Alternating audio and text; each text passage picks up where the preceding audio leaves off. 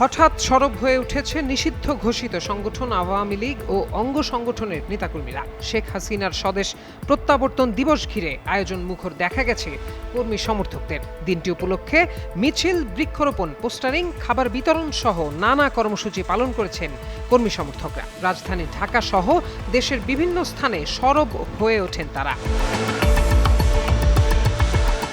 রাজধানীর মোহাম্মদপুরের আসাদ গেট এলাকায় ঝটিকা মিছিল করেছে কার্যক্রম নিষিদ্ধ আওয়ামী লীগ ও এর অঙ্গ সংগঠনের নেতাকর্মীরা। রোববার সকাল ৮টার দিকে আসাদ গেট মিরপুর সড়কের মোহাম্মদপুর অংশে এই মিছিলে অর্ধশতাধিক কর্মী অংশ নেন। মিছিলটি মিরপুর রোড হয়ে আসাদ গেটের কাছাকাছি গিয়ে শেষ হয়।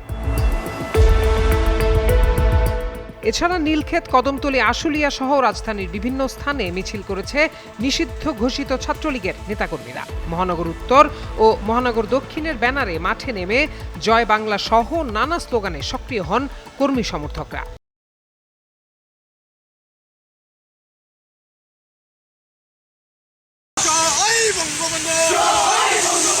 রাজধানীর বাইরেও নিষিদ্ধ ছাত্রলীগকে সক্রিয় দেখা গেছে। তৎপরতা দেখা গেছে গোপালগঞ্জে। জেলার কাশিয়ানী, মুকসুদপুর সহ বেশ কিছু জায়গায় মিছিল করেছে সংগঠনটি। এ সময় অনুসারীরা শেখ হাসিনার প্রত্যাবর্তন সম্পৃক্ত নানা স্লোগান দেন। এছাড়া বরিশাল, ময়মনসিংহ সহ নানা জায়গায় দলীয় নেতাকর্মীরা বিভিন্ন কর্মসূচি ও পোস্টারিং এর মাধ্যমে সরব হয়েছেন। নওগাঁ, মেহেরপুর, সিলেট সহ নানা জায়গায় নিষিদ্ধ সংগঠনটির বৃক্ষরোপণ, খাবার বিতরণ সহ নানা কর্মসূচি চোখে পড়েছে। ছিল লিফলেট বিতরণ ও অসহায় কৃষকদের সহায়তার মতো কার্যক্রম। তবে রাজনৈতিক পরিস্থিতি ভিন্ন হওয়ায় দিনটি ঘিরে যে কোনো ধরনের নাশকতা এড়াতে আইন শৃঙ্খলা বাহিনীর সতর্কতামূলক পদক্ষেপও দেখা গেছে।